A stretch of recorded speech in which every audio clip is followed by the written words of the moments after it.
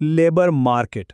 भाई तनख्वाह का फैसला आखिर करता कौन है? आइए आज की इस गुफ्तगू में इसी बड़े सवाल का जवाब खोजते हैं। कभी सोचा है कि किसी की तनख्वाह का फैसला असल में होता कैसे है? मतलब क्या ये सिर्फ किस्मत और मेहनत की बात है या इसके पीछे कुछ गहरी माशी ताकतें काम कर रही हैं?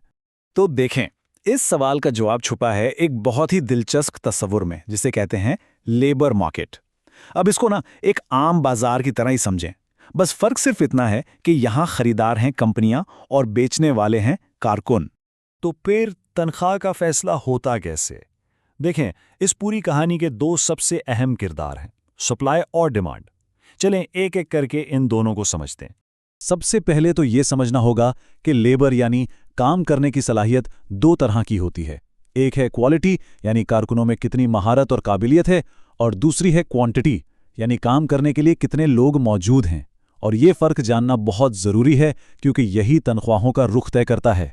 इसकी एक बेहतरीन मिसाल देखें। पेरिस की जो टेक कंपनियां हैं ना, वो यूनिवर्सिटी के आला तालीम याफ्ता माहिर ग्रेजुएट्स को ढूंढती हैं। ये है क्वालिटी।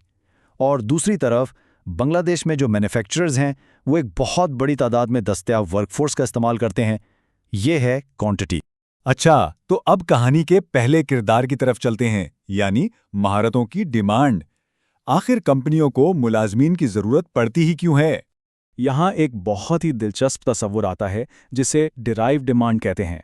और इसका मतलब, जो अक्सर लोग नहीं समझते, ये है कि कंपनियां दरअसल किसी शख्स को नहीं बल्कि उसके काम से जो चीज़ बनती है ना, उसे खरीदना चाहती हैं। मतलब अगर मार्केट में स्मार्टफोन्स की डिमांड बढ़ जाए तो जाहिर है इनको बनाने वाले इंजीनियर्स की डिमांड भी खुद ब खुद बढ़ जाएगी। अच्छा, अब ये ग्राफ देखकर शायद थोड़ा टेक्निकल लगे, लेकिन इसके पीछे का असूल बहुत ही सीधा साधा है। ये सिर्फ ये दिखा रहा है कि जैसे जैसे तनख्वाह बढ़ती है, कंपनियां कम लोगों को नौकरी पर रखती हैं। क्यों? क्योंकि उनकी लागत बढ़ जाती है। सिंपल। लेकिन रुकें, बात इतनी भी सीधी नहीं है। अगर ऐसा होता तो हम सब माहिर मुआशियात होते। असल कहानी में तो अभी कई मोड़ बाकी हैं। और ये देखें, ये एक ज़बरदस्त मिसाल है कैसे कोई बैरूनी चीज़ पूरी मार्केट को हिलाकर रख देती है। जैसे ही ऑनलाइन शॉपिंग का बूम आया तो अचानक से डिलीवरी ड्राइवर्स की डिमांड आसमान पर पहुंच गई, चाहे तनख्वाह कुछ भी हो। ठीक है, तो हमने खरीदारों यानी कंपनियों की तरफ की कहानी तो देख ली। अब जरा सिक्के का दूसरा रुख देखते हैं, यानी बेचने वालों की तरफ। कारकुनों की सप्लाई। मार्केट में आखिर काम करने के लिए कितने लोग दस्तयाब हैं? यहाँ का असूल भी काफ़ी सीधा है। जिस पेशे में तनख्वाह ज़्यादा होगी, जाहिर है उतने ही ज़्यादा लोग उसमें काम करना चाहेंगे। यही वजह है कि सप्लाई का ग्राफ हमेशा ऊपर की तरफ जाता है। तो सवाल यह है कि काम करने वालों की ये तादाद किन चीज़ों पर मुनहसर होती है? भाई कई चीज़ें हैं। मुल्क की आबादी, जैसे हिंदुस्तान की बढ़ती हुई आबादी, आबादी में नौजवान कितने हैं और बूढ़े कितने, जैसे जापान में, बाहर से कितने लोग काम करने आ रहे हैं, जैसे सिंगापुर में, तालीम की पॉलिसियां क्या हैं, और हाँ, सबसे अहम, किसी खास काम के लिए जो महारतें चाहिए वो कितने लोगों के पास हैं। ये सब मिलकर सप्लाई तय करते हैं।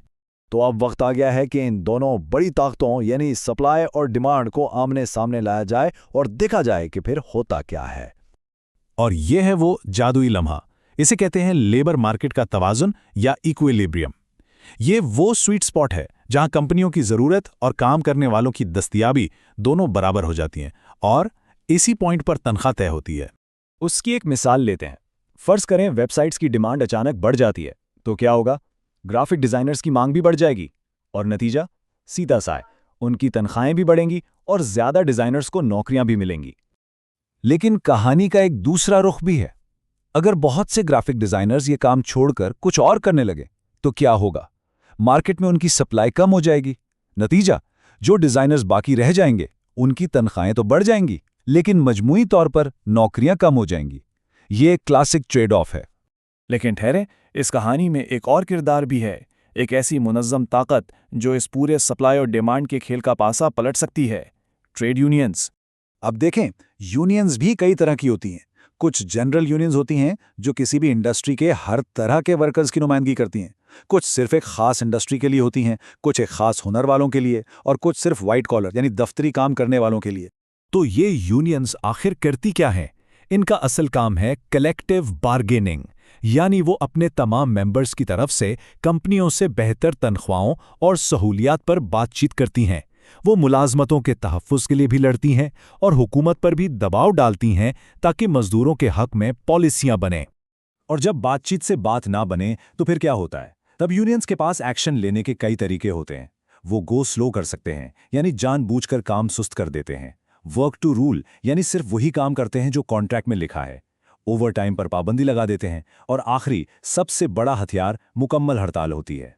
तो आखिर में एक बड़ा सवाल, अब जबकि ऑटोमेशन और एआई इस पूरे खेल को तेजी से बदल रहे हैं, तो सप्लाई, डिमांड और ये इज्तिमाई ताकत की कुव्वतें मिलकर हमारे काम के मुस्तकबिल को क्या शक्ल देंगी? ये वो सवाल है जिसका जवाब आने वाला वक्त ही बताएगा।